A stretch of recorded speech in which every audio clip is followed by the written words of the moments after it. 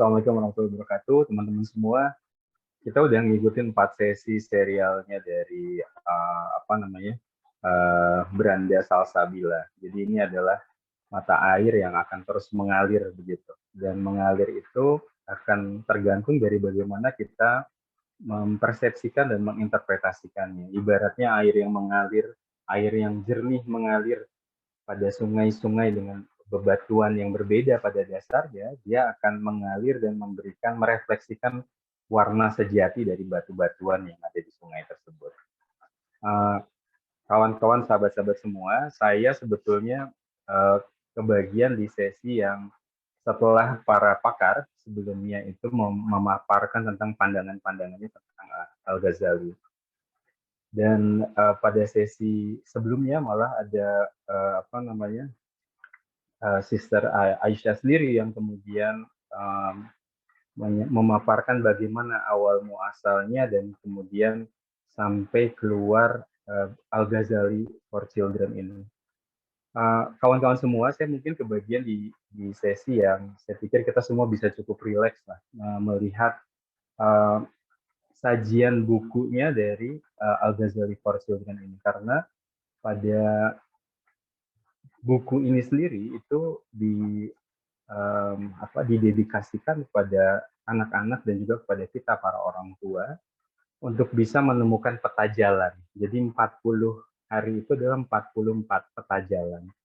Nah, di bagian ini teman-teman semua kita akan mengangkat topiknya adalah menghidupkan makna keluarga di tengah modernitas. Ya.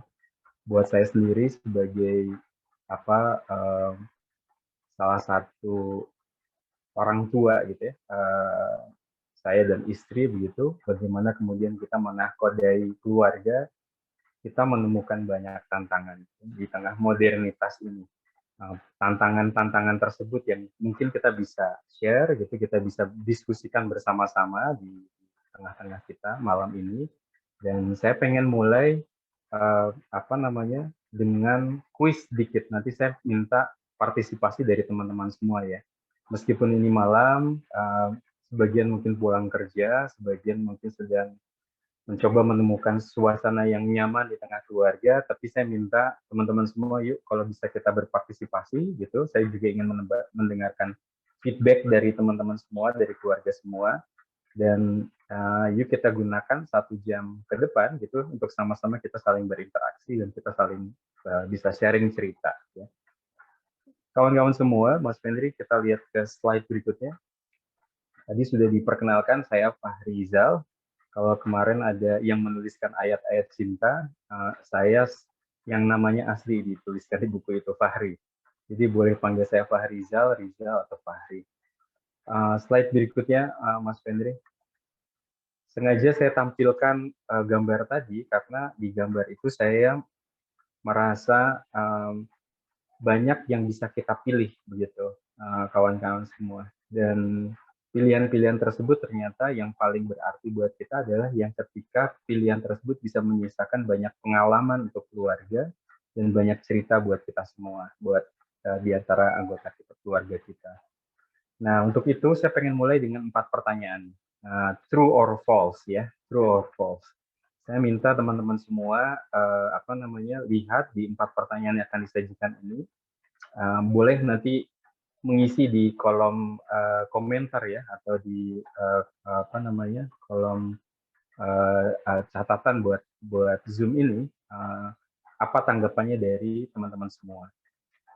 Yang pertama, true or false ya. Saya bisa menyebutkan siapa saja nama teman-teman dekat baik dari anak-anak saya. Tidak terbatas hanya my kids best friend ya, tapi juga kalau kita mau panjangkan teman-teman semua, saya bisa menyebutkan siapa nama kawan baik istri saya atau siapa nama kawan baik suami saya, karena kita lagi membicarakan keluarga. Yuk, yang teman-teman yang bilang true, yang false berarti kita punya PR. Teman-teman jangan khawatir, saya juga punya banyak PR. Tapi silakan, saya pengen tunggu true or false. Yang pertama, I can name my kids best friend. Jadi kita tahu dan bisa nyebutin namanya. My kids best friend. Oke, mantap. Nanti kalau saya panjangin lagi, saya bisa menyebutkan siapa sahabat baik istri saya atau siapa sahabat baik suami saya. Ini juga berlaku seperti itu ya. Itu menyatakan seberapa dekat relasi kita dengan anak-anak kita atau dengan pasangan kita. Lebih jauh lagi nanti apakah kita tahu siapa sahabat dekat ayah kita atau ibu kita. Baik Mas Fendri, apa namanya, slide berikutnya. True or false juga. Saya tahu apa yang paling dikhawatirkan oleh pasangan kita. Saya mengetahui kekhawatiran terbesar pasangan kita. True or false? Apa kekhawatiran dia? Kalau ada suaminya berarti kita bisa tes, bener nggak? What is our current big worries? Ya, biggest worries. Ya. Apa yang paling kita khawatirkan? Mungkin kita punya keresahan yang sama. Saya sama istri saya juga punya keresahan yang sama. Kita punya, tapi juga ada beberapa keresahan yang berbeda ya. Mungkin ketika saya fokus dengan pekerjaan, istri fokus dengan apa yang dikerjakan di dalam aktivitas rumah gitu. Tapi kita punya beberapa kesamaan kekhawatiran gitu. Oke, kita lihat yang true. Belum ada yang false nih. Yang false juga nggak apa-apa loh. Oke, true. Iqbar. Wah, ini Ada Bang Iqbar yang udah false punya. tadi di atas ya. Oh, ada ya. Oke, nanti Ada. yang false kita ngobrol ya. Oke, siap. Mas Fendri yang slide berikutnya, Mas. Saya bisa mendaftarkan apa musik atau daftar lagu kesukaan dari anak-anak saya. Kalau mau saya perpanjang lagi juga bisa, saya bisa mendaftarkan apa musik kesukaan dari pasangan saya, misalnya. Dari suami saya atau istri saya. Eti Juni True. Coba saya sambil pengen melihat. Nomor 3 True. Boleh juga nih dikasih angka ya. True. Oke. Farisa True Wish. Oke, berarti benar ya. Mengetahui. Oke. Giftiani True. Tahu berarti kesukaan anak-anak kita apa. Apa namanya? Kalau anak saya kesukaannya saya tahu musik pertama Imagine Dragon. Membayangkan naga ya. Tapi nanti kita bisa hubungkan kenapa jawaban penting. Berikutnya Mas Pendri. I can tell you. Tadi saya sempat nanya sama istri saya. Bunda filosofinya apa sih? Karena saya bisa nanya pertanyaan ini. Ternyata filosofinya dia itu filosofi charity. Kalau mengerjakan sesuatu, lakukan dengan mengalir, tapi begitu sudah dikerjakan, ya lupakan gitu. I can tell you my spouse's philosophy on life. Siapa yang bisa mengatakan apa filosofi dari suami kita atau istri kita? Bisa nggak kita mengatakan menyampaikannya apa filosofi dia gitu. Dan ini menunjukkan seberapa dekat kita teman-teman dan seberapa jauh relasi kita dengan pasangan kita atau dengan anak-anak kita. Jadi istri saya sambil bisa mengatakan apa filosofi dari ayah saya. Nah, ayah saya ini filosofinya seperti pohon kelapa. Semuanya dari apa namanya dia tumbuh sampai kemudian dia mati semuanya bermanfaat. Dari buah muda sampai buah tua. Menarik ya, kita punya banyak filosofi, dan filosofi itu seperti Syekh Hamzah bilang, diambil dari kata-kata filia sofia. Filia adalah cinta dan sofia adalah kebijaksanaan. Dan kebijaksanaan adalah puncak dari ilmu pengetahuan. Jadi kalau kita pengen melihat orang yang puncak ilmu pengetahuan, yang dipuji-puji oleh Syekh Hamzah ngelihatnya adalah Imam Al-Ghazali. Di usia yang sangat mulia dia punya kebijaksanaan seperti itu. Teman-teman semua, karena yang tadi mengatakan true sudah banyak, boleh nggak saya minta beberapa teman-teman yang cerita ya. Tadi karena muncul Giftiani, boleh ya Giftiani open mic, karena beliau bilang false gitu. Bukan berarti kemudian ya apa namanya cerita aja. Kenapa false? Boleh nggak kalau boleh open microphone? Iya. baru datang juga nih, langsung tiba-tiba ditanyain kayak gini. Ya jarang sih kayak cerita-cerita tentang masalah ya kayak filosofi yang lebih mendalam gitu sih kayaknya. Jadi belum sering sempet ngobrol sejauh itu. Kayak nggak tahu deh. Oke, terima kasih Giftiani udah share. Saya pengen tanya yang tadi jawabnya true, boleh ya? Saya pilih deh atau ada yang mau volunteer bilang share. Sylvia Yuliana Dewi, true. Share dong, apa yang true dari filosofi pasanganmu?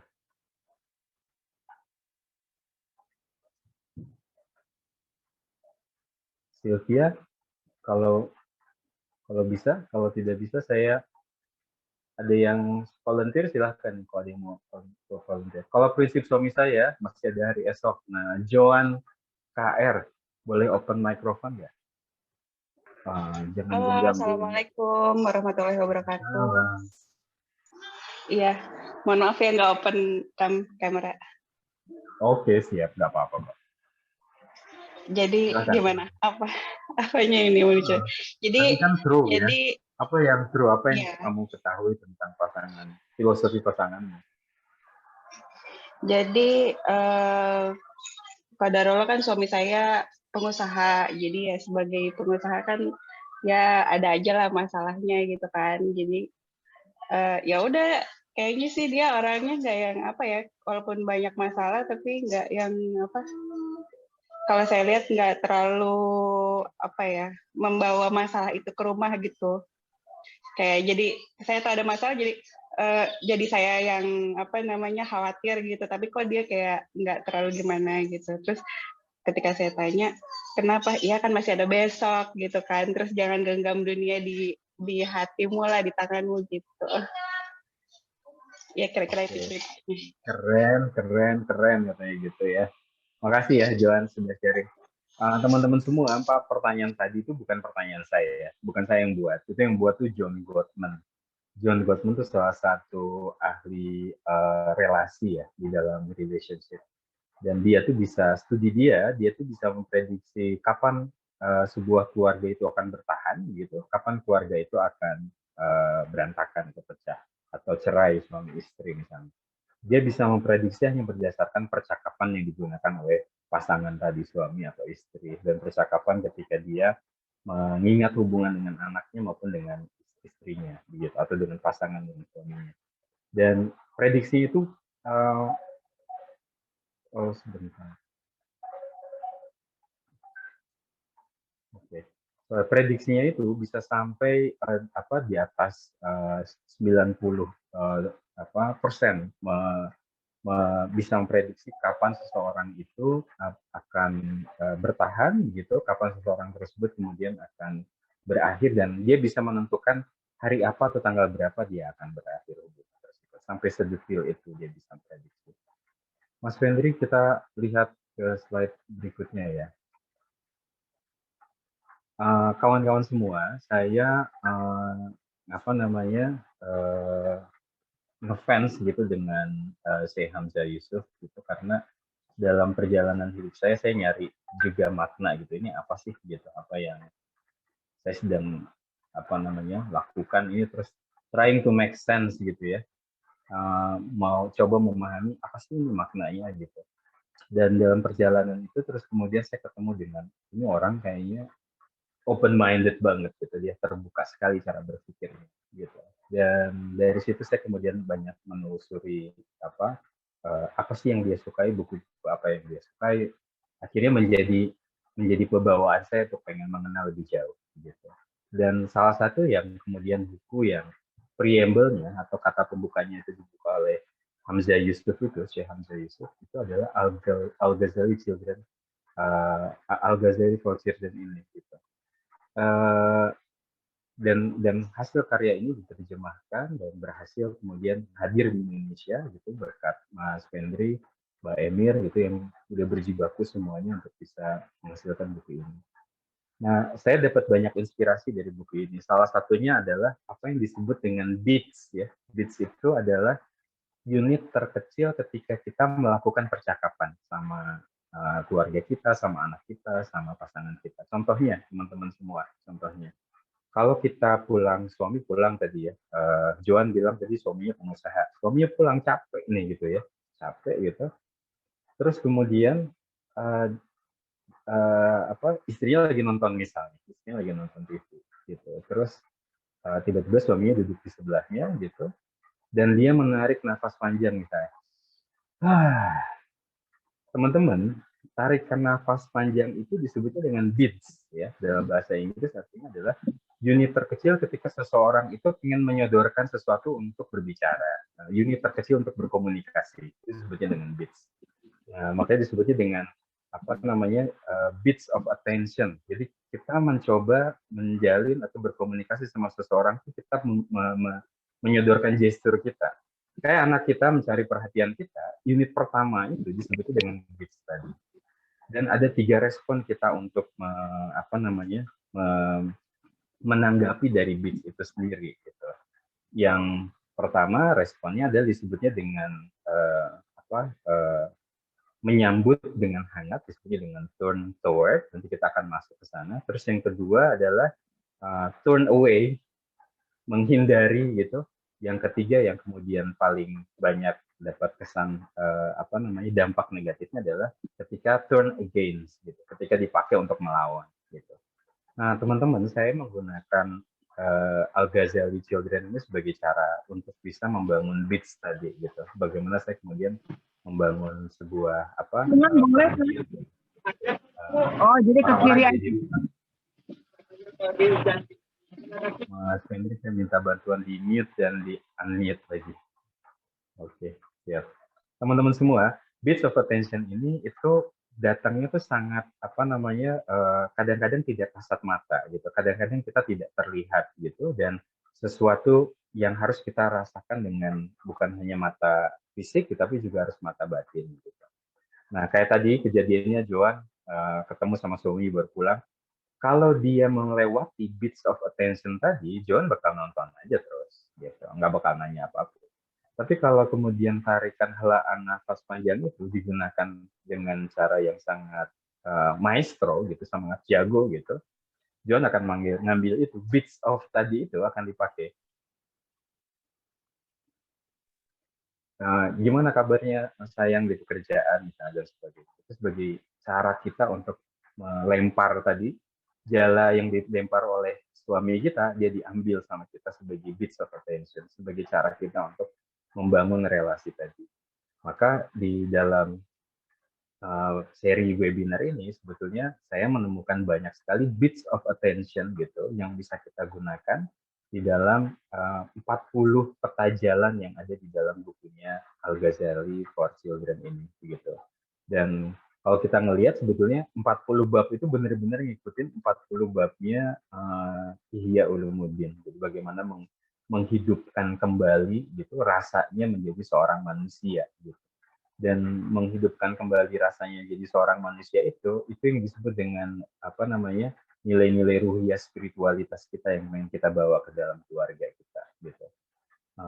Teman-teman, kadang-kadang kita gitu dengan tradisi dan juga sejarah yang kita punya di dalam keluarga dan kita hidup di Indonesia gitu, seakan-akan kita bertemu dengan spiritualitas itu sebagai sesuatu yang biasa gitu. Padahal saya pribadi gitu, saya mengalami kehilangan momen-momen, kehilangan buat apa sih maknanya gitu. Kita kemudian dengan rasa spiritualitas yang kita bawa tersebut gitu. Apalagi kemudian ketika kita bawa ini ke dalam ruang keluarga gitu, kadang-kadang yang keluar pertama duluan adalah ekspektasi kita kepada kepatuhannya anggota keluarga kita terhadap agama daripada sisi rasa yang kita miliki gitu ketika kita bersama-sama berada di dalam spiritualitas itu gitu. Jadi kadang-kadang saya suka berekspektasi terhadap kepatuhan terhadap fikih lah, katakan seperti itu gitu, melebihi terhadap rasanya yang saya miliki terhadap keluarga. Maka setelah beberapa kali saya juga kemudian mencoba menggunakan buku ini gitu, saya ketemu dengan cara-cara baru gitu ketika kemudian kita bisa berinteraksi sama anak-anak, berinteraksi sama istri begitu, dengan menggunakan 40 peta jalan yang ada di dalam bukunya Al-Ghazali for Children ini. Mas Fendri, next slide berikutnya. Nah ini pesan yang menarik dari John Gottman. Dia bilang, you don't have to be interesting, katanya. Kamu nggak usah kamunya nggak usah harus menarik gitu, menarik perhatian. Tapi you have to be interested. Tapi kamu harus tertarik gitu. Dan ini yang kita bawa gitu ke dalam proses kita masuk ke dalam buku ini gitu.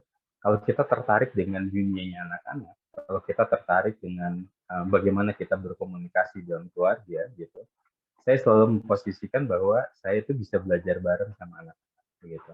Dan ketika kita belajar bareng sama anak-anak, ternyata mereka bisa jadi guru kita gitu. Dan ketika itu terjadi, yang kita kemudian temui adalah kita sama-sama menikmati itu perjalanan proses kita kemudian belajar bersama dengan mereka.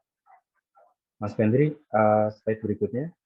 Teman-teman semua, saya pengen share ada 5 prinsip ya. 5 prinsip yang menurut saya itu sangat membuat saya dan juga sebagai orang tua, sebagai ayah gitu, saya punya PR. Dan PR itu saya jawab dengan 5 prinsip ini. Dan 5 prinsip ini teman-teman semua yang saya sampai sekarang begitu saya yakini. Dan ketika kita menggunakan prinsip ini, maka relasi kita dengan orang-orang di sekitar kita akan semakin kuat. Begitu. Prinsip pertama, teman-teman semua adalah buat yang disebut dengan love map, peta cinta. Tadi beberapa pertanyaan di awal yang true or false, ada sebagian dari kita banyak menjawab true. Misalnya, siapa teman dekat anak kita, apa lagu favorit kesukaan mereka, atau apa makanan kesukaan mereka, dan sebagainya. Itu adalah love map. Nah, hubungan relasi kita dengan anak-anak kita itu ibaratnya seperti tangki cinta disebut. Saya sebutnya dengan tangki emosional. Kalau mobil punya tangki bahan bakar, maka kita sama orang-orang itu punya tangki emosional. Tadi Mas Fendri bisa menyebutkan begitu kenapa saya Hamzah atau saya sendiri saya bisa menyebutkan orang-orang yang menginspirasi begitu karena kita punya tangki emosional tadi gitu. Dan ketika kita punya love map yang begitu kuat, peta cinta yang begitu kuat, ketika kita tersambung dengan masalah di dalam keluarga kita, dia nggak akan menjadi sesuatu yang menciptakan konflik lebih besar, gitu.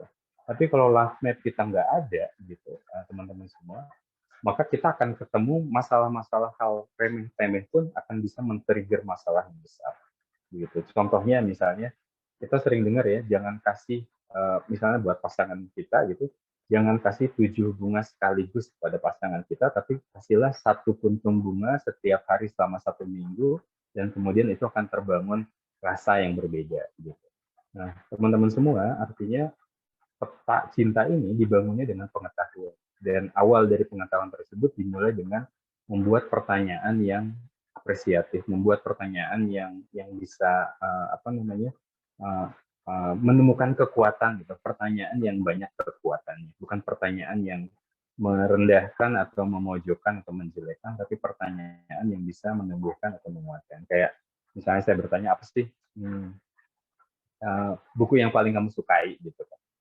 Ketika kita pakai kata-kata disukai, yang paling menginspirasi, yang paling kamu senangi, yang paling kamu ingat dan sebagainya, kata-kata itu akan menguatkan terhadap jawaban yang juga akan menjadi kuat juga, bersama-sama keluar dengan jawaban yang positif juga. Gitu.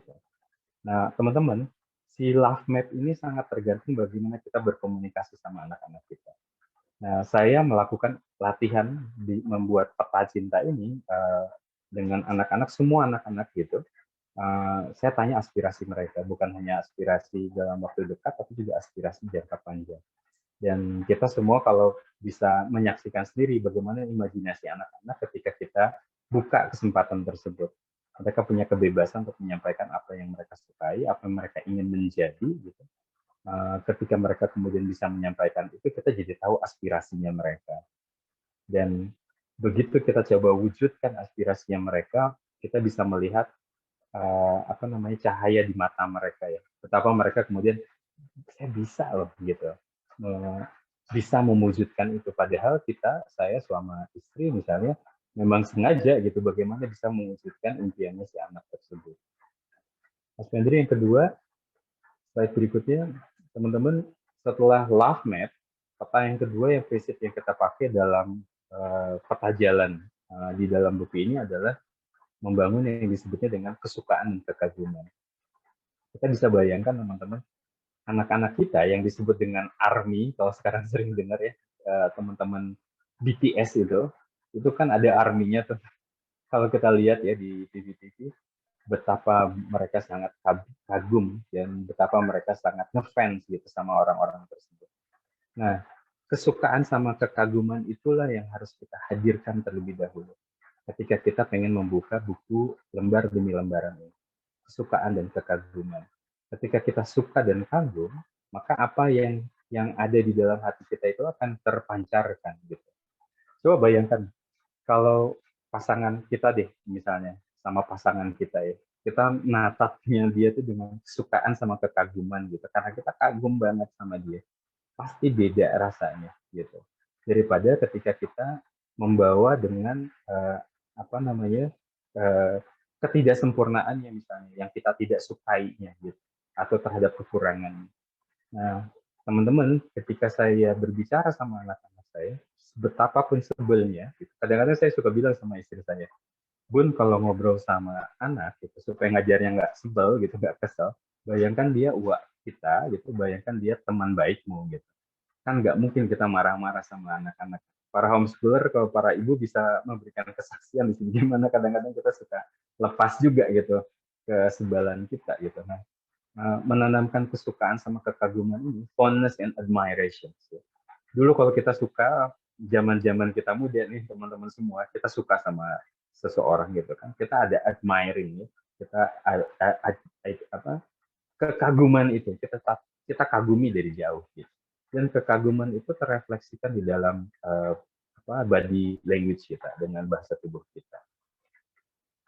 Dan di sini, teman-teman, yang paling penting adalah kita harus bisa berpikir secara positif. Mau apapun kondisinya anak-anak kita, pikir aja yang positif gitu. Dan untuk bagian ini saya pengen exercise teman-teman di chat lagi ya. Kayaknya di sini keluarganya banyak keluarga off kamera, jadi saya pengen kita di chat aja, kita pakai. Tolong tuliskan satu aja kekagumannya teman-teman terhadap pasangannya dan terhadap anak gitu. Kalau ada terhadap istri, suami, atau pada anak, tuliskan sekarang satu saja. Apa kekagumannya teman-teman terhadap anaknya yang sekarang sedang ada di rumah kita, yang sekarang kita sedang berpunya tanggung jawab terhadap anak tersebut. Kekaguman kepada suami, sabar. Vicky, terima kasih. Ada yang lain, silahkan. Wah, banyak suami yang sabar di sini. Oke. Sabar dan rajin ya. Oke. Kalem, cuek, dan kadar yang pas. Oke. Itu kagum ya, cuek itu. Oke. Inovatif, futuristik. Ya, mengerti keadaan suami. Konsisten dan bekerja keras. Pokoknya suami harus sabar, konsisten, bekerja keras. Ganteng loh. Oke, sabar, tidak pemarah. Oke. Sabar, pendengar yang baik. Ini para suami mana nih? Semua para istri yang jawab. Jangan-jangan istri kita nggak diketahui sama para suami. Istri tangguh ngurus anak. Oke, bagus Mas Ansori. Oke. Jadi kayaknya kriteria grup kita ini suaminya adalah para penyabar semua. Oke, kekaguman pada suami, pekerja keras, pada anak tuh rajin masjid ya. Oke. Oke.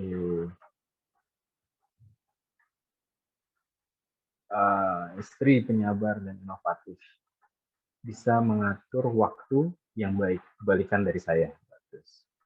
Oke, simpati dan peka. Oke. Terima kasih. Oke, baik teman-teman. Itu adalah kesukaan dan kekaguman ya. Suami visioner dan bertanggung jawab. Wahyu Ramadana. Oke, terima kasih. Teman-teman semua, ketika kita membuat peta cinta, love map, dan kemudian kita punya kekaguman dan kesukaan, ini yang disebut dengan, kalau saya sering menyebutnya dengan efek batu ponari. Tapi sebetulnya kalau bahasa akademisinya disebutnya dengan efek Rosettal. Karena dulu ada Profesor Rosettal yang melakukan studi ini, gitu. Ketika dia punya murid yang sama dengan tingkat kecerdasan yang sama, dia bagi dua, gitu. Terus kemudian kepada guru yang pertama, Profesor Rosettal ini bilang, ini guru ini murid-murid ini istimewa, gitu. Dan karena gurunya kemudian jadi percaya terhadap ucapannya beliau bahwa ini adalah murid-murid yang istimewa, rasa percaya tersebut kemudian termanifestasikan gitu ketika dia mengajar berinteraksi dengan anak-anaknya. Ketika kemudian anak-anak tersebut menciptakan prestasi, anak-anak tersebut juga kemudian mendapatkan pengakuan. Dan pengakuannya itu terujarkan oleh gurunya yang percaya dari awal bahwa mereka itu memang anak-anak yang hebat gitu. Sehingga kemudian efek si guru ini percaya kepada anak dan anak percaya kepada guru itu terjadi resiprokal, bolak-balik begitu. Dan efek itu semakin kuat, akhirnya si anak sendiri percaya bahwa mereka adalah anak istimewa. Di grup yang kedua, Profesor Rosettal ini ngasih ke guru tersebut sambil bilang ke anak-anak yang punya intelektualitas yang sama, dia bilang ini anak-anak bermasalah gitu. Dan kemudian dia serahkan itu kepada guru tersebut. Karena si guru ini pertama percaya bahwa si anak-anak tersebut punya masalah, begitu si anak ini nggak menciptakan performa dan dia bikin masalah, si guru tersebut semakin yakin emang anak bermasalah gitu. Teman-teman, ketika kita menggunakan kesukaan dan kekaguman, kita dari awal udah setting mindset kita bahwa anak-anak kita itu memang kita sukai dan kita kagumi gitu. Artinya bahwa keyakinan itulah yang akan ditangkap oleh anak-anak kita gitu. Kalau ketika kita percaya gitu dengan disertai kesukaan dan kekaguman tersebut, dan rasa percaya itu akan terbukti. Dan efek itu akan resiprokal gitu. Karena kita percaya, kita akan merasakan bahwa rasa percaya tersebut dari anak kita. Dan makanya tadi saya sebut dengan batu ponari, kenapa ketika si batunya si ponari udah dicelupin ke air di gelasnya orang-orang tersebut, orang jadi percaya ini bakal menyembuhkan gitu. Dan ketika anak-anak kita berinteraksi dengan diri kita sebagai orang tua dan kita percaya banget gitu bahwa mereka akan menjadi sebagaimana yang kita ekspektasikan, dan itu akan menanamkan resiprokal, rasa percaya diri, rasa mereka kemudian confident, punya rasa percaya diri yang kemudian bahwa mereka dapat membuat pengalaman-pengalaman tersebut menjadi sesuatu yang akan menguatkan si anak-anak tersebut sendiri. Yuk, Mas Fendri, slide berikutnya. Nah, ini yang disebut dengan prinsip yang ketiga ya, disebutnya dengan bits of attention atau turn toward tadi.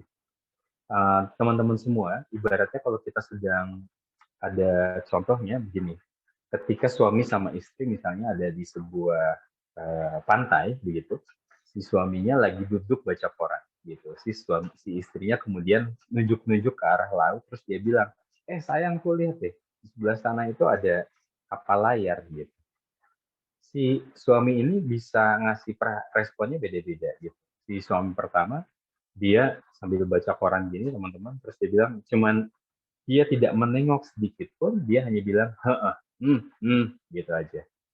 Nah, ketika hal itu terjadi, bits of attention ini kira-kira, coba di kolom chat teman-teman, apakah si istrinya ini akan bertanya kembali atau membiarkan saja begitu? Coba di chat siapa yang percaya bahwa si istrinya itu bakal nepuk lagi suami, lihat deh tuh ada kapal layar lewat gitu. Sama yang percaya bahwa si istrinya nggak bakal nanya lagi, udah dicoba tapi kemudian si suaminya nggak nanggapin misalnya, diem aja, bertanya kembali sambil nepuk kali, membiarkan ya, bakal nanya lagi ya, oke. Sylvia bakal nanya, membiarkan saja, bertanya lagi, ini suami-suami, istri-istri yang sabar ini, nanya lagi, oke. Bertanya lagi, ayah dengar gak sih gitu ya. Terus yang kedua, responnya suami itu adalah ketika tanya, ya lihat ya ada kapal lewat. Yang respon yang lebih bagus daripada hanya diam dan bilang gitu, itu itu adalah membuka korannya sedikit terus kemudian ikut natap gitu. Sambil ngeliat, oh ya iya benar gitu. Itu udah lebih bagus. Disebutnya dengan udah mulai mulai merespon lah. Tapi itu belum turn towards. Yang disebut dengan turn towards itu adalah menyambut percakapan tersebut dan mengkonstruksikan dari percakapan tersebut gitu. Jadi kalau ngomong satu ditambahin satu lagi jadi dua gitu. Dan ketika kemudian jadi dua, percakapannya kemudian jadi semakin kuat. Itu sebutnya dengan turn towards, teman-teman. Jadi ketika tadi si istri bilang, ya ayah lihat deh, ada layar tuh lewat. Si suaminya kemudian dia berdiri, korannya dia simpan di keleknya gitu, terus dia nunjuk ke kapal layar itu, terus dia bilang, yang gimana suatu saat kita jalan-jalan dengan kapal tersebut. Kira-kira teman-teman semua, kalau yang jawaban ketiga ini dibandingkan jawaban pertama, kira-kira kerasa yang lebih enak yang mana?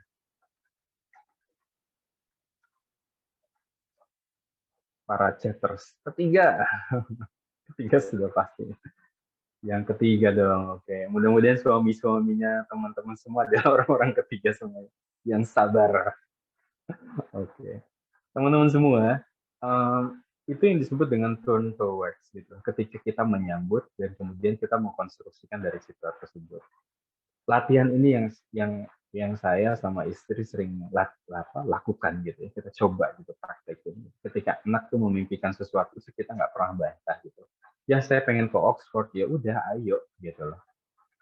Itu bukan sesuatu yang mustahil gitu buat kita lakukan, itu sesuatu yang ayo kita bisa LPDP pun ada kok buat S1 gitu. Ayo jangan surutkan itu dengan sesuatu yang kemudian kita kurang berimajinasi gitu. Jadi ketika kita kemudian membangun percakapan tersebut, rasa mengantisipasi terhadap sesuatu yang akan terjadi itu energinya besar sekali. Dan itu yang membuat reviving gitu, yang membuat spiritualisme kita juga kemudian merasa hidup gitu dengan merasa antisipasi itu. Gitu. Bayangkan setiap hari kalau kita pengen berangkat haji bersama keluarga, kita mengantisipasi berangkat haji tersebut, itu akan mengisi di dalam perjalanan hidup kita gitu. Kita mau berangkat haji bareng loh gitu, atau kita mau liburan bareng, kita mau ke puncak bareng dan sebagainya. Rasa antisipasi itu teman-teman, itu yang akan saling menguatkan kita gitu. Dan itu, kalau kita lihat dari asal katanya antusiasme, itu kan diambil dari bahasa Yunani yang artinya enthusias, Tuhan di dalammu gitu. Tuhan di dalammu, di dalam spiritmu gitu. Makanya disebutnya enthusiasm. Teman-teman semua, turn toward ini adalah kuncinya ketika kita ngebangun di dalam peta perjalanannya 40 babnya dari Al-Ghazali for Children ini gitu. Selalu mengantisipasi gitu dari setiap pengalaman pertama ke pengalaman berikutnya. Dan terakhir, Mas Fendri, ini adalah prinsip yang disebut dengan shared meaning gitu. Dan di dalam shared meaning tersebut adalah kita pengen memberi ruang untuk saling mempengaruhi dalam membuat keputusan. Jadi kalau saya sama istri ketika kita berdiskusi sama anak-anak, kita juga membuat diri kita rentan gitu untuk dipengaruhi. Pendapat saya dipengaruhi oleh pendapat istri dipengaruhi oleh pendapat saya, dan pendapatnya anak-anak mempengaruhi pendapat kita gitu. Dengan kata-kata itu, kita akan menyebabkan bahwa setiap keputusan yang kita buat itu atas dasar apresiasi, atas dasar rasa positif, rasa kesyukuran yang kemudian kita ambil gitu, yang berlimpah dari dalam keluarga kita gitu. Dan biasanya ini gitu sangat tergantung dari suami-suami yang penyabar tadi gitu, gimana bisa memberikan sedikit ruang otoritas tadi gitu kepada orang-orang yang ada di sekitar kita, yaitu suami, istri, dan juga anak-anak kita gitu. Dan ketika kita bisa ngambil opininya dari pasangan kita, opini dari anak kita, dan kita lakukan hal tersebut, itu akan mengapresiasi sekali bahwa apa yang sudah dia ujarkan, gitu, yang dia sampaikan, kemudian kita ambil sebagai sebuah keputusan gitu.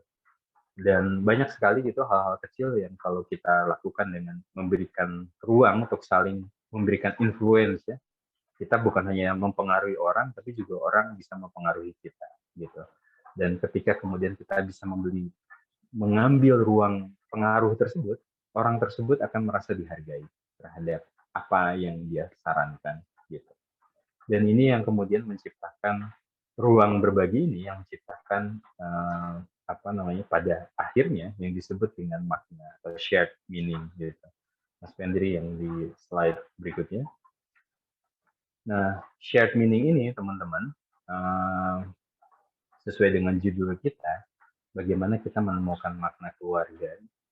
Dan saya pernah dengarkan sebuah percakapan gitu ya, begitu banyak opsi selain menikah gitu, begitu banyak opsi selain berkeluarga gitu. Kenapa kita harus bersusah-susah untuk berkeluarga gitu. Dan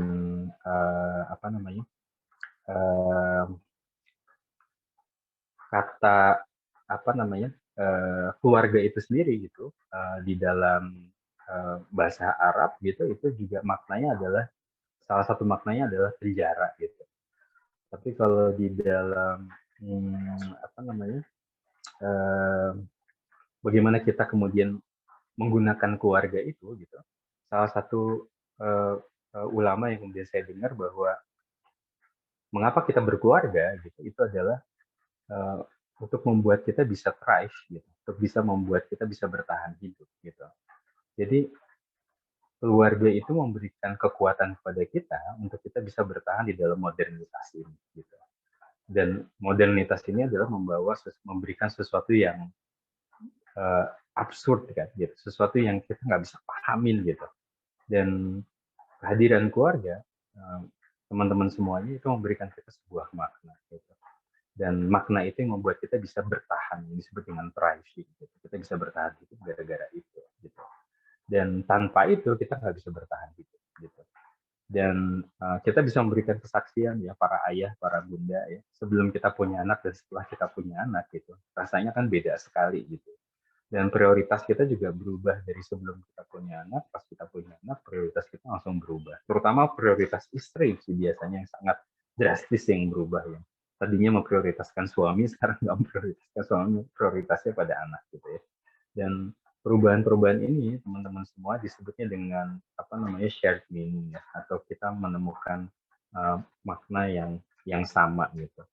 Dan pada akhirnya kalau teman-teman pernah dengar ada seorang psikolog namanya Viktor Frankl, dia bilang man search for meaning, katanya manusia itu memang mencari makna pada akhirnya.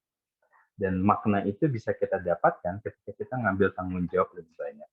Jadi ketika kita pengen merasa bermakna, berarti kita ngambil tanggung jawab lebih banyak gimana mewujudkan impian anak-anak, mewujudkan impian keluarga kita. Gitu. Dengan tanggung jawab yang lebih banyak itu kita pasti akan berkeluh keringat gitu, berpeluh keringat, dan kita juga akan capek gitu untuk bisa melakukan mengambil tanggung jawab tersebut. Tapi saya yakin orang-orang yang mengambil jalan tadi itu adalah orang-orang yang puas banget hidup dia gitu. Dia bakal fulfill, dia bakal senang gitu. Apa yang dia lakukan itu memberikan sebuah dampak gitu buat orang lain. Nah, teman-teman semua, di gambar di depan kita ini ada sebuah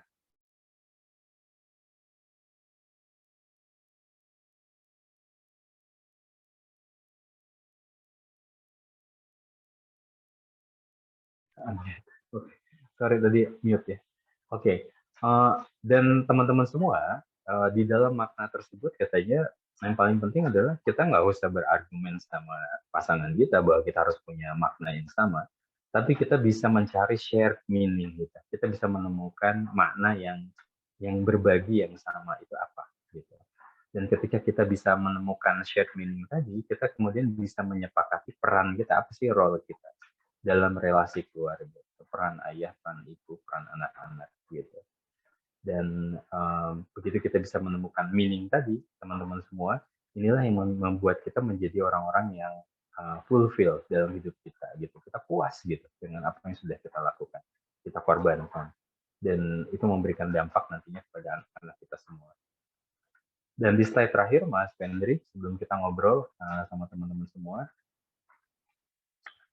Syekh Hamzah bilang gini, the book has everything you need to find. You need to find your true self, your bright, shining self.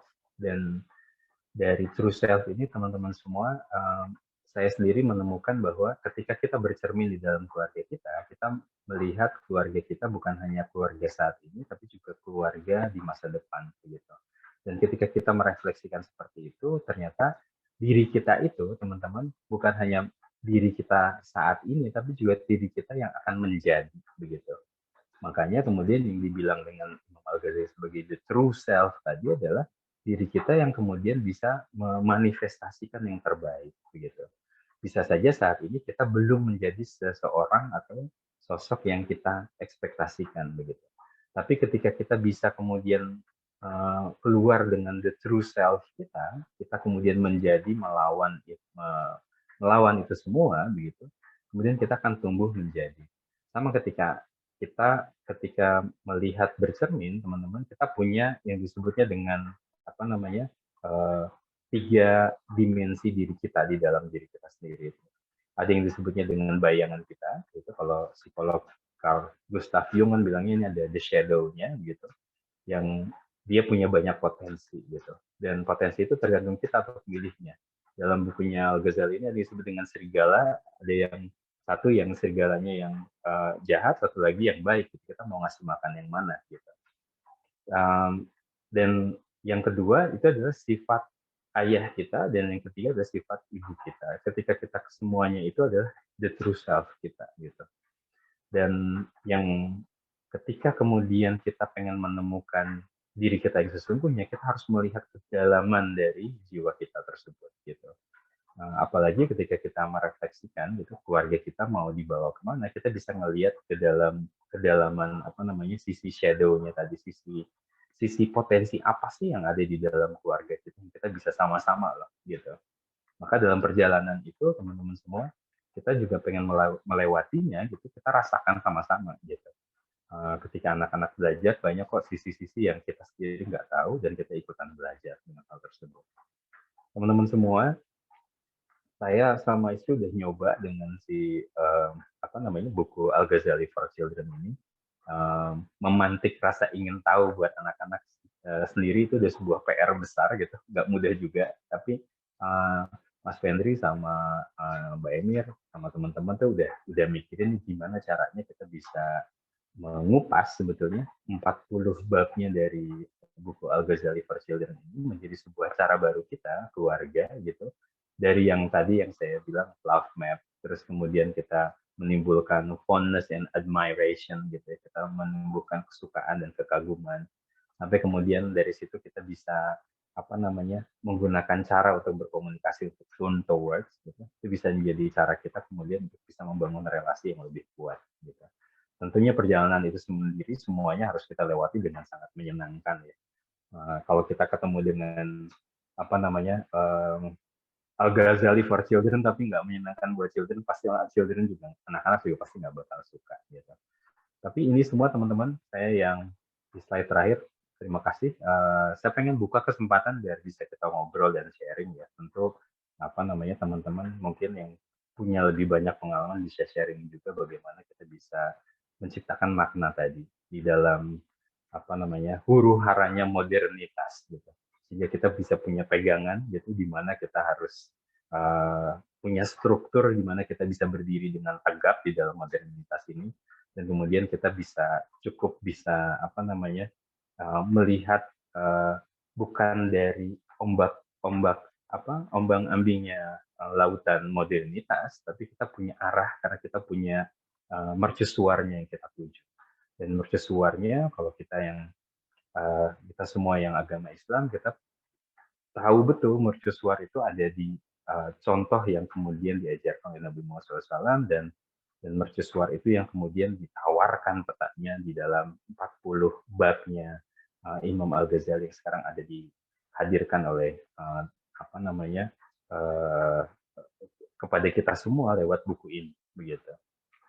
Terima kasih semuanya, Mas Fendri. Mungkin kita bisa buka buat ngobrol dengan teman-teman. Yap, terima kasih banyak Bang Rizal atas pemaparan yang sangat menarik ya teman-teman, yang insya Allah memantik rasa ingin tahu kita dan juga keinginan kita untuk terus belajar gitu ya, dan memahami makna keluarga di tengah modernitas yang kita hadapi.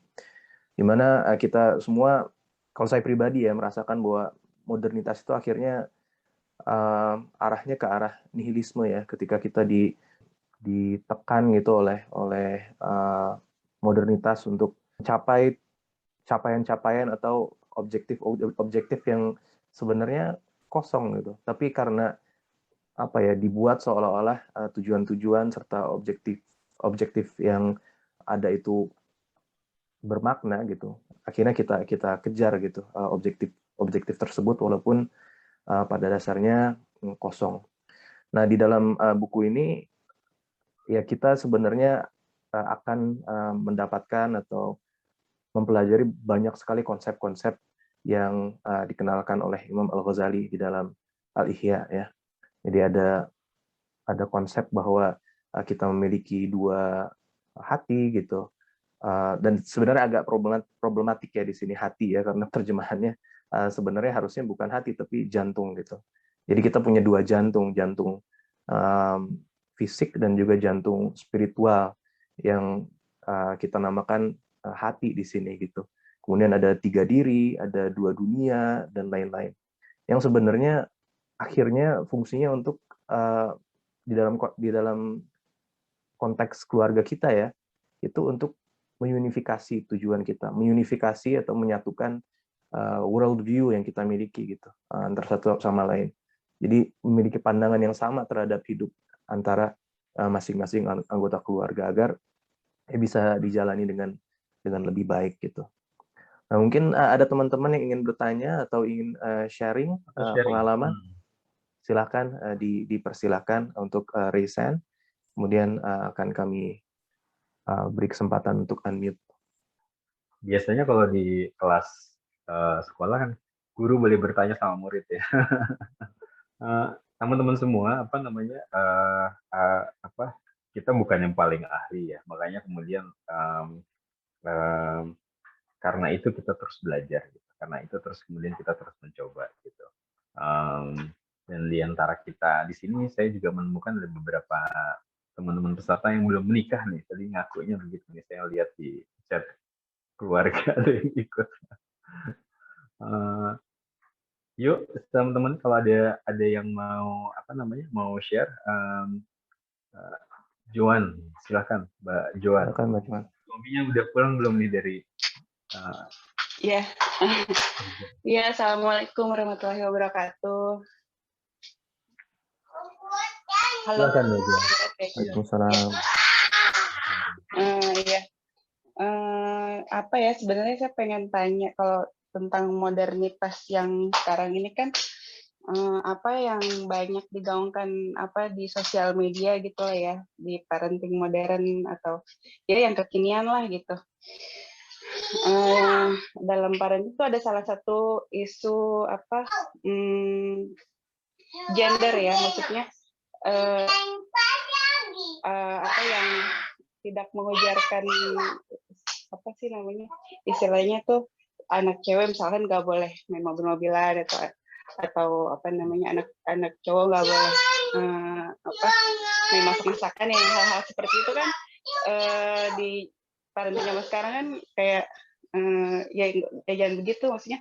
Tapi kalau dalam Islam tuh untuk ada kan kayak pakem-pakem untuk menjaga fitrah anak kayak gitu. Kalau menurut pandangan Pak Fahrizal ini bagaimana? Terima kasih. Baik, terima kasih ya Mbak Joan sudah bertanya. Saya akan menjawab bukan sebagai seorang ahli fikih ya, saya akan menjawab dari pandangan saya sebagai seorang ayah gitu ya, dan sebagai seorang suami. Teman-teman semua, saya pikir peran kita sebagai suami dan istri itu kan dikonstruksikan oleh sosial kita ya. Makanya kata-kata kita tuh menciptakan realitas dan menciptakan dunia kita, dan untuk itu seringkali peran-peran itu dikonstruksikan oleh sosial gitu. Dan zaman telah berubah ya, zaman telah banyak berubah. Artinya teman-teman semua, kita harus cukup jeli ya berkomunikasi sama istri kita, membicarakan tentang peran-peran tersebut. Nah, contohnya yang remeh-temeh lah ya. Saya buat saya mudah aja buat cuci piring gitu. Tapi tidak semua keluarga suaminya mau ngambil peran itu untuk mencuci piring misalnya. Kalau kita ngelihat dari Nabi Muhammad SAW sendiri, dia juga punya banyak peran-peran rumah tangga yang dia ambil gitu, atau peran pengasuhan dan sebagainya. Saya pikir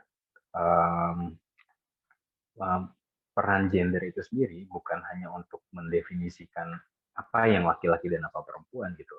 Banyak sekali peran-peran yang dahulu zaman 100 tahun yang lalu itu dikonstruksikan secara sosial dan itu diambil oleh istri kita sekarang gitu tanpa perlu kita berdiskusi. Kalau teman-teman perhatikan di alasan mengapa banyak keluarga di Amerika itu bercerai itu gara-gara peran di rumah tangga sebetulnya yang nggak habis gitu didiskusikan. Tapi di Indonesia kita habis menikah kita langsung tahu otomatis gitu ini peran suami ini peran istri gara-gara konstruksi sosial gitu. Istri langsung tiba-tiba ngambil peran di dapur, membersihkan, dan sebagainya. Di barat sana, mereka berantem dulu gitu untuk bisa menentukan kalau mereka nggak bisa berbagi dengan baik, kadang-kadang itu menjadi pencetus terjadinya perceraian begitu. Nah, teman-teman semua, jadi kita di Indonesia saya pikir kita harus cukup aware ya, karena tadi konstruksi sosial itu berat banget gitu. Sebagian keluarga dari etnis yang berbeda di Indonesia itu mendapatkan peran yang amat berat karena si suami istrinya itu nggak punya lagi kesempatan buat berdiskusi terhadap peran-peran gender tadi. Memang ketika kita bilang gender untuk bisa menumbuhkan kepada anak-anak kita bahwa kamu laki-laki, kamu bukan perempuan, saya pikir juga tidak sesederhana itu untuk bisa menumbuhkan rasa menjadi laki-laki dan tanggung jawab seorang laki-laki untuk nantinya menjadi seorang ayah atau kepala keluarga gitu. Tapi juga sebetulnya banyak sekali peran-peran gitu. Ngomonginnya bukan kamu ke perempuanan atau ke laki-lakian gitu, tapi peran kamu sebagai laki-laki apa, tanggung jawab kamu sebagai laki-laki apa gitu. Bukan berarti ketika kamu mengambil peran gender itu terus kemudian kamu nggak ke dapur, kamu nggak masak, kamu nggak bikin makanan buat keluarga gitu. Bukan itu gitu. Peran gender itu tidak didefinisikan terhadap apa yang bisa dan dilakukan oleh laki-laki dan perempuan. Bedanya laki-laki dan perempuan kan cuma satu, perempuan itu mendapatkan menstruasi gitu, kedua dia bisa hamil gitu, terus kemudian dia bisa melahirkan dan peran setelah itu dibagi semua sama kita gitu antara laki-laki dan perempuan. Jadi saya pikir diskursus yang kemudian hanya membinerkan gitu bahwa peran gender itu hanya 0 dan 1 itu saya pikir akan menjadi bahan yang sangat sensitif di keluarga. Teman-teman semua, kita juga melihat perjalanan 100 tahun modernitas ini, itu juga membuat banyak peran-peran perempuan itu menjadi multifungsi gitu. Banyak banget gitu. Dan pasangan kita tuh bukan hanya perempuan, tapi peran-peran suami dan istri ya. Bahwa pasangan kita tuh harus yang paling seksi lah, dia harus pinter, dia bisa juga harus mendatangkan nafkah gitu, dia juga harus bisa mendidik anak gitu. Banyak banget gitu yang kita tempelkan hanya ke satu orang gitu. Padahal dahulu begitu peran itu cuma cukup satu, memproduksi anak misalnya. Tapi sekarang begitu banyak sekali peran itu yang kita dimintakan hanya kepada satu atau pasangan kita gitu. Jadi dari situ kita harus punya rasa sensitivitas gitu. Dan sensitivitas itu harus didiskusikan gimana pun gak enaknya diskusi tersebut. Dan saya juga pernah mengalami gitu diskusi-diskusi gak enak sama istri gitu. Tapi gimana pun kita harus mau coba membuka ruang. Bisa dipengaruhi dan bisa mempengaruhi gitu. Dan Johan saya pikir tadi ngajarin ke anak dalam modernitas itu bukan hanya laki-laki itu suka otomotif dan perempuan itu suka masak-masakan, nggak kayak gitu aja gitu ya. Karena konstruksi sosial itu sangat dibangun gitu oleh lingkungan kita dan kita harus sadar betul gitu. Bukan berarti saya pernah ke dalam sebuah kultur gitu, laki-laki itu tidak masuk dapur buat saya itu nggak masuk akal gitu. Laki-laki itu ya bisa masuk dapur gitu.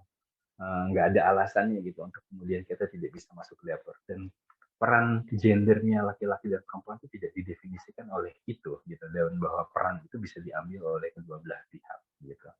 Sama halnya gitu. Mengapa kemudian perempuan atau istri kita juga pasangan kita juga punya akses terhadap aktualisasi diri dia gitu. Dan akses itu yang harus kemudian kita diskusikan sama pasangan kita gitu. Cuman gitu. Jadi saya melihat bahwa gender itu tidak biner ya gitu. Bukan berarti kemudian kita jadinya LGBT kesana, enggak loh. Kita punya banyak dimensi terhadap peran kita sebagai suami dan sebagai istri ya di rumah begitu. Demikian kalau pendapat saya. Tapi Mas Fendri ini juga punya banyak pendapat yang bagus lah. Bisa kita dengarkan juga Mas Fendri. Mungkin seri kelima harus Mas sebagai narasumbernya Mas. Nanti Mas, nanti Bang, nanti kita bicarakan lagi. Ini ada pertanyaan lagi Bang di chat. Saya bacakan aja ya Bang, dari Mbak Niken. Assalamualaikum. Bagaimana menyeiramakan visi dan pembagian peran lagi terkait pengasuhan anak antara suami dan istri ketika sang suami dibebankan untuk tuntutan ke depan seperti biaya pendidikan dan kebutuhan lain, sehingga fokusnya lebih diporsikan kepada istri. Ya, betul. Niken ya, terima kasih Niken ya atas pertanyaannya. Saya pikir keluarga itu nggak bisa jalan sendirian sama istri saja ya. Beruntung yang kita masih punya suami dan istri, banyak sekali keluarga yang single father atau single mother ya. Jadi saya mau bicara yang umum dulu nih, yang kita masih ada suami dan masih ada istri gitu. Teman-teman semua, peran mendefinisikan kemudian apa impiannya keluarga itu nggak bisa hanya diserahkan kepada istri gitu. Dan banyak sekali memang suami yang sangat capek gitu dengan pekerjaan-pekerjaannya dia gitu. Tapi saya yakin pekerjaannya itu sendiri juga bisa menginspirasi anak-anak kita sendiri gitu.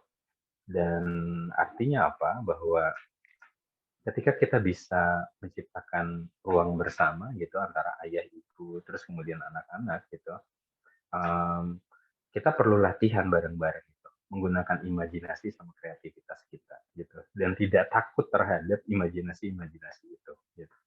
Dan teman-teman, saya sering menggunakan teknik ini ya. Jadi istri sama anak-anak saya, sekarang ada anak saya juga di sini, jadi bisa bersaksi juga dia gitu.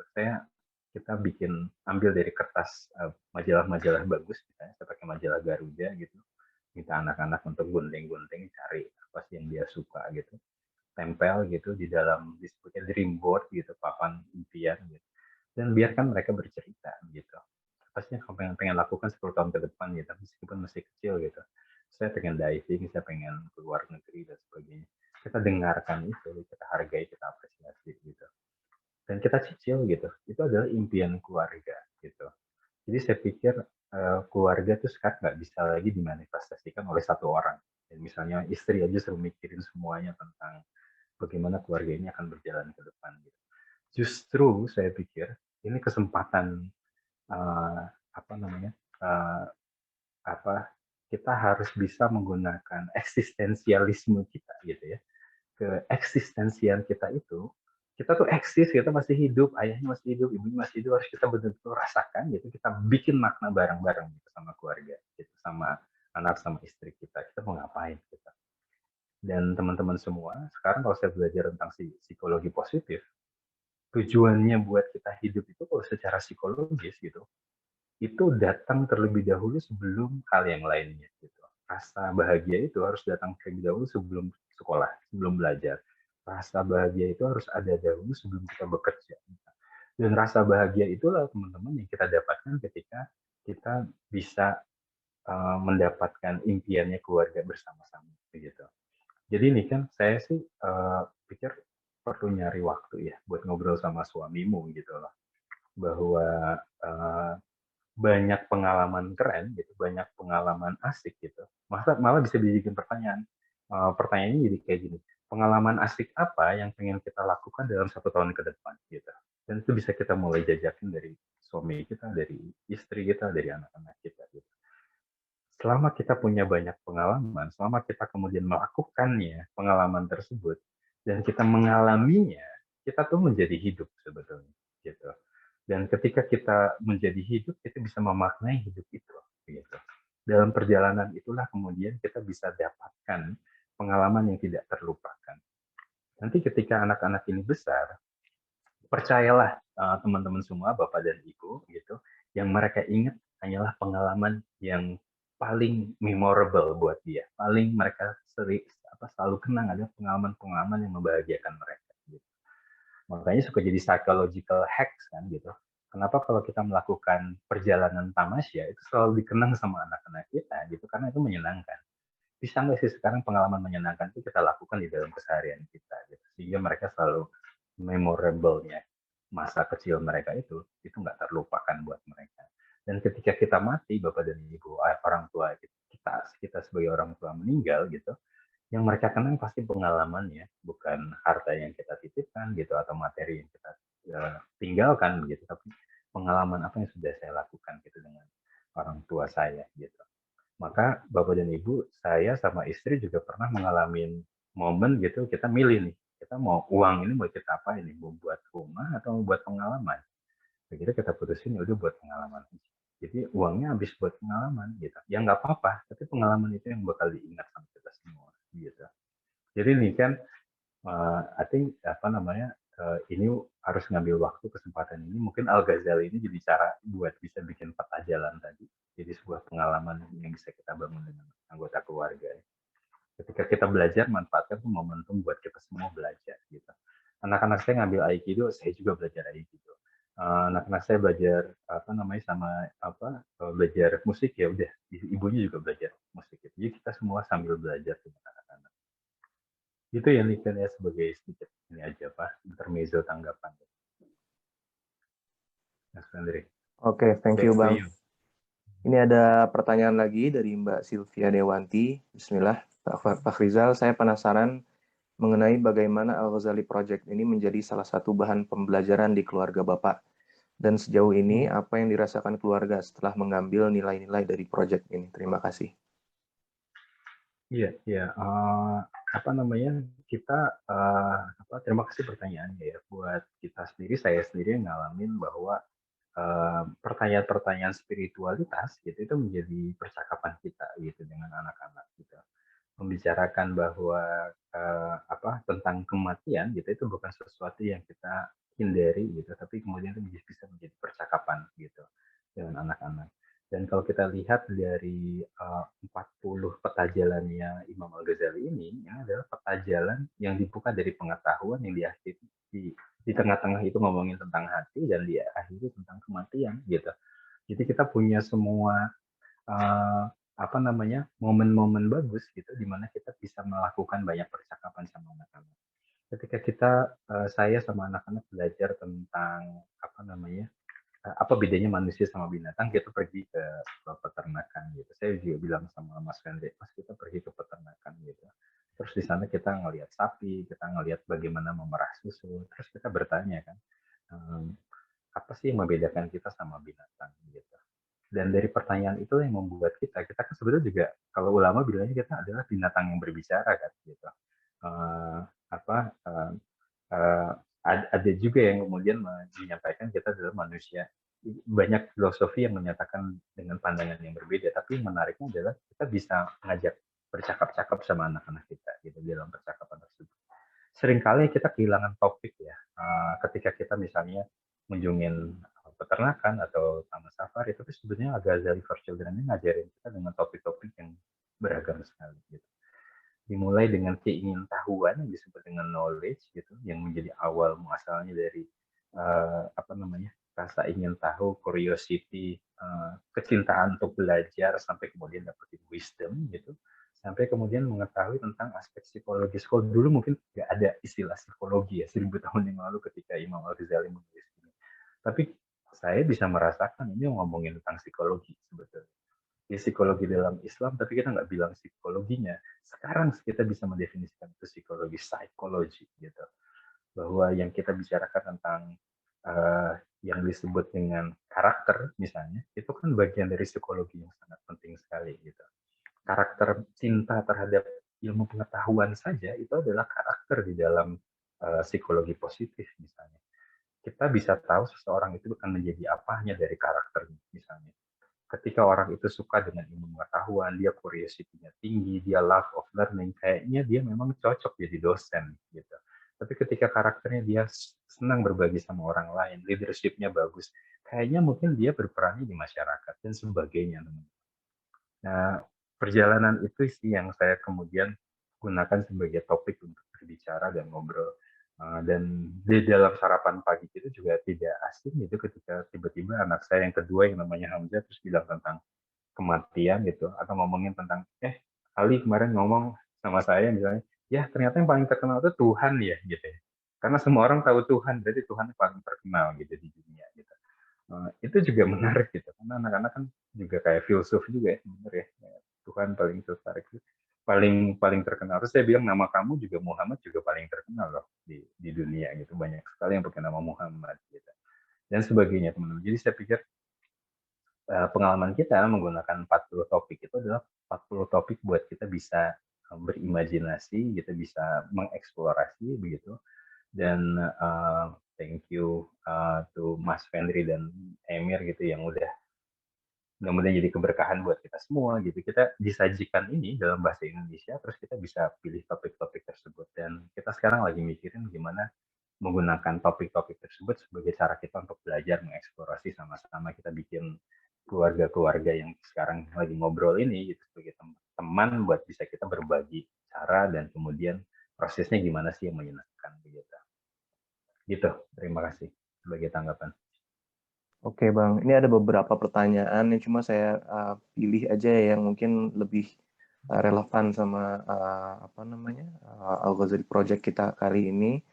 Insya Allah nanti pertanyaan lain saya akan simpan dan tanyakan ke Bang Rizal lewat WhatsApp atau lewat email, Insya Allah.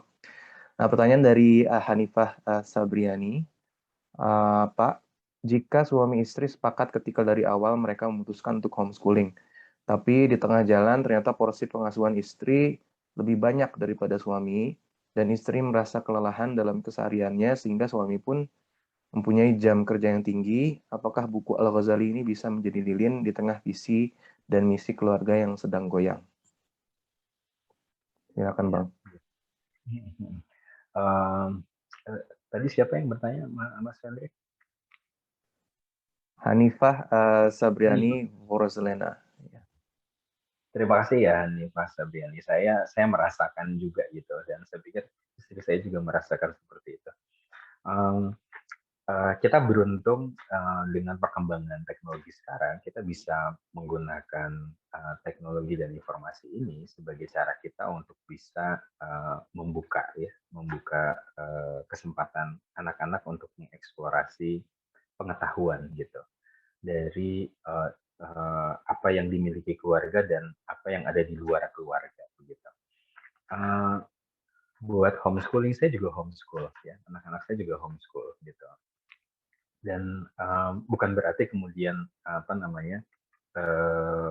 homeschool itu punya pilihan yang terbatas gitu. Justru homeschool itu punya kemerdekaan untuk bisa memilih menu apapun yang bisa dipelajari oleh anak-anak. Cuman persoalannya adalah homeschooling itu sangat membutuhkan gitu ya kegigihan dari kedua orang tuanya gitu. Karena itu adalah kemewahan gitu. Saya ketika ngeliat teman-teman yang homeschool tuh mewah banget dia, bisa memberikan itu kepada anak-anak itu mewah sekali gitu. Yang mungkin akan dibalas sama anak tersebut ketika dia menjadi beramal soleh dengan lingkungannya gitu. Jadi saya pikir suami sama istri harus ngobrol sih gitu. Sekarang homeschooling itu banyak kok caranya yang blended learning segala macam yang bisa kita pakai gitu untuk homeschooling. Termasuk misalnya menggunakan platform-platform digital ya. Saya nggak bisa sebutkan ya, tapi artinya banyak sekali sekarang platform digital untuk homeschooling begitu. Dan yang paling penting dari homeschooling itu adalah satu, menumbuhkan pertanyaan yang membuat anak-anak kita tergelitik untuk bisa mencari tahu ya, mengenal, mengetahui, explore begitu. Curiosity itu, ingin tahuan gitu. Karena secara alamiah manusia itu memang pasti pengen cari tahu kok gitu. Dari kita bayi itu kita pengen nyari gimana mimiknya bayi untuk bayi tersebut misalnya. Terus kemudian dia pengen mengenal wajah ibunya, dia kemudian mengenal suara dan sebagainya. Pasti kita curiosity-nya tinggi gitu.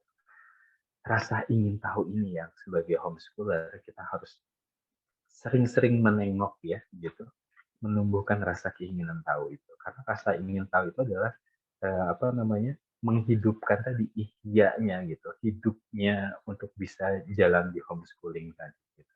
Karena homeschooling bukan hanya dikejar dengan idealisme. Oke, idealisme ini harus homeschooling di luar sana ini lingkungan negatif gitu. Tapi yang juga penting buat kita orang tua adalah bagaimana menginspirasi mereka dengan pertanyaan-pertanyaan yang mengguncang gitu kan. Nah, anak-anak tuh tidak terinspirasi dengan jawaban-jawaban, tapi mereka terinspirasi dengan pertanyaan-pertanyaan yang menggugah mereka. Makanya kenapa kanal YouTube yang namanya Kok Bisa itu bagus gitu, karena dia ngasih pertanyaan dulu gitu, baru dijawab gitu. Dan sebetulnya anak-anak kita tuh bisa belajar dengan pertanyaan tadi, terus kemudian dia akan mengeksplorasi dengan internet, dengan buku dan sebagainya gitu.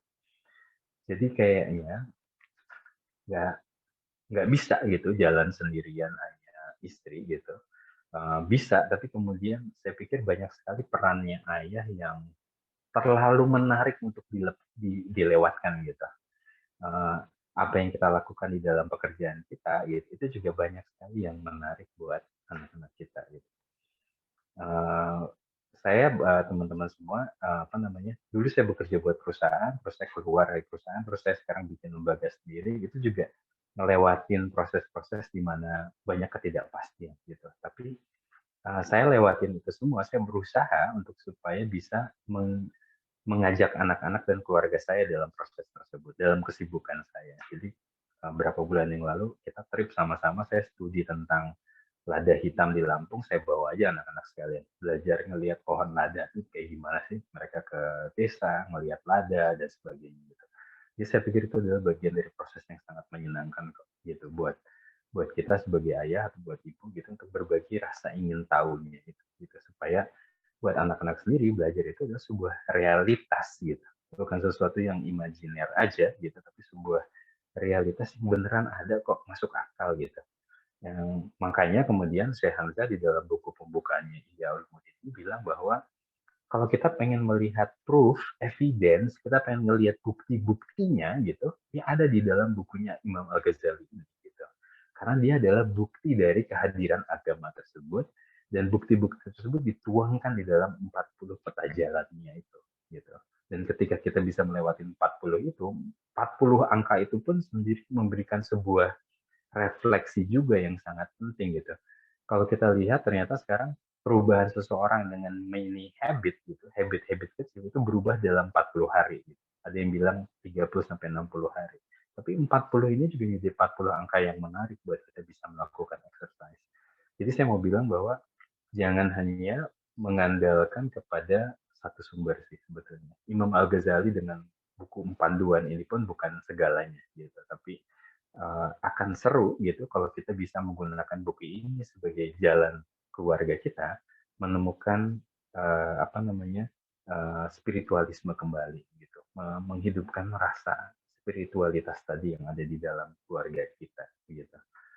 Latihan kecil nih buat besok kan weekend para orang tua, kita suka belajar dengan namanya apa namanya, Sabtu bebas teknologi, Sabtu bebas sosial media, atau Sabtu tanpa sosial media dan sebagainya. Itu juga latihan-latihan spiritualitas yang bisa kita lakukan untuk bisa mendekatkan bondage ya, kedekatan kita gitu sama orang-orang di rumah kita gitu. Demikian ya sebagai tanggapan. Oke Bang, thank you. Ini mungkin ada waktu untuk satu pertanyaan lagi Bang. Ada pertanyaan dari Endang. Ada pertanyaan dari Mbak Endang Rahmayanti. Assalamualaikum. Bagaimana caranya agar bisa menyampaikan keinginan kepada suami dengan baik? Mungkin nggak hanya kepada suami ya, tapi vice versa gitu kepada istri juga. Artinya berkomunikasi dengan baik ketika ada sesuatu yang ingin dibicarakan. Terima kasih. Nah, terima kasih Endang. Saya pikir itu pertanyaan sangat penting sekali ya. Saya beberapa waktu yang lalu mendengarkan gitu ada seorang ibu yang kesusahan mengasuh anak-anaknya gitu karena suaminya sibuk banget gitu, nggak punya kesempatan lagi buat ngurus. Dulu waktu saat komit buat homeschooling, suami istri gitu. Tapi begitu ada dekesakan ekonomi, ini di tengah jalan homeschooling gimana gitu. Terus kemudian akhirnya istrinya juga bingung. takutnya terlalu sensitif ngobrolin hal seperti ini kepada suaminya gitu. Jadi itu pertanyaan Endang betul banget, ini gimana nih cara membawanya gitu. Apa namanya, teman-teman semua, saya pikir kita harus pakai tadi ya 3 prinsip tadi yang love maps ya. Temukan, bangunlah pertanyaan-pertanyaannya Endang gitu kepada suami gitu, apa yang dia sukai, apa yang apa yang dia paling khawatirkan dan sebagainya, itu bikin peta cinta tadi gitu. Semakin kamu paham sama suami, semakin kamu tahu cara masuknya gitu. Yang kedua tadi juga ketika berbicara sama dia, betapapun sulitnya misalnya suasana itu, Endang harus datang dengan apa namanya, ingat dulu kamu suka apa sama dia gitu, apa namanya, kesukaanmu sama kekaguman sama suamimu tuh dulu apa sih pertama kali yang membuat dirimu akhirnya memutuskan dia suami saya gitu. Munculkan itu di dalam percakapanmu, saya yakin itu akan keluar dengan mood yang positif gitu.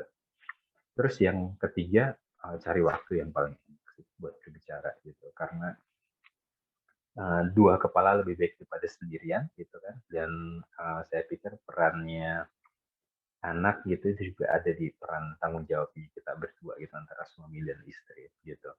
Dan nanti setelah ketemu sama suami, bisa juga gitu suami itu pertemukan sama teman atau orang lain yang bisa ngobrol ke suami. Mungkin kita belum punya cukup bahan ya bisa ngobrol sama suami gitu, mungkin cari kesempatan di mana suami bisa berinteraksi sama orang lain gitu, dari buku, dari percakapan, dari ada talk show kayak gini gitu, supaya kemudian dia punya jalan lain gitu untuk bisa masuk ke dalam hatinya, selain tadi Endang juga coba mulai membangun dengan seperti itu. Ketika kita membangun tadi dengan love map, kita membangun dengan fondness and admiration, kita membangun dengan turn toward gitu, saya pikir itu akan membuka tadi ya, yang disebutnya dengan tangki emosi kita gitu, emotional tank kita itu akan penuh dengan rasa kesukaan gitu untuk membangun percakapan. Jangan dimulai percakapan tersebut dengan sesuatu yang berat topiknya. Kita ngomongin tentang mertua, ngomongin tentang hutang, gitu, itu terlalu berat. Gitu. Jangan bicara tentang itu, kemudian masuk ke dalam isu pendidikan jadi terlalu susah. Gitu. Tapi mulai dengan sesuatu yang menyenangkan, terus ngomongin pendidikan. Dan kadang-kadang beberapa suami yang terlalu sibuk ini perlu kreativitas ya untuk melihat ini gimana sih, cari lingkungan. Dan mudah-mudahan nanti dengan Mas Wendri, terus kemudian kita nih bicarakan tentang aktivitasnya di dalam Al-Ghazali Virtual, dan ini menjadi ruang baru kita untuk bisa berbagi, ya. Bisa untuk kemudian bisa sharing dan sebagainya gitu. Itu Mas Wendri. Baik, terima kasih Bang Rizal. Alhamdulillah tidak terasa ya, kita sudah 1,5 jam diskusi, ngobrol bareng. Terima kasih banyak Bang Rizal atas waktunya. Mungkin saya meminta Bang Rizal nih untuk mimpin doa nih untuk menutup acara. Sama-sama kita berdoa ya, sama-sama kita membuka hati dan pikiran kita gitu. Lintasan-lintasan hati kita itu menjadi realitas, dan kita yakin bahwa doa itu sebagai tiangnya agama kita, dia adalah psikologi positif buat diri kita. Jadi ketika kita berdoa, itu sebetulnya kita sedang mewujudkan apa yang kita doakan. Bismillahirrahmanirrahim. Allahumma sholli ala sayyidina Muhammad wa ala alihi wa ashabihi wa sallim taslima. Ya Allah, ya Rabb, bukakanlah hati kita, bukakanlah hati suami kita semua, bukakanlah hati istri kita semua.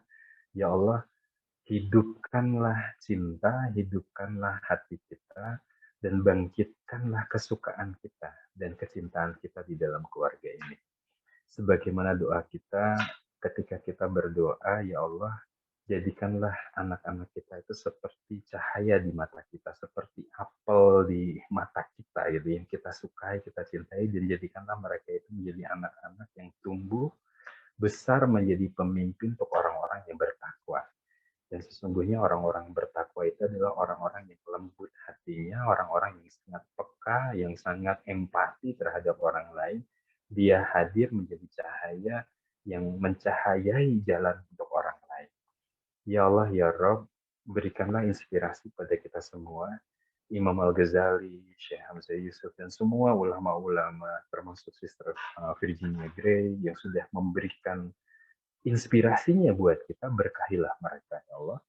Berkahilah juga keluarga kita, ketika kita memberkahi dan meminta doa, memberikan doa kepada orang lain. Sebagaimana doa tersebut juga akan mengamini terhadap keluarga kita, ya Allah.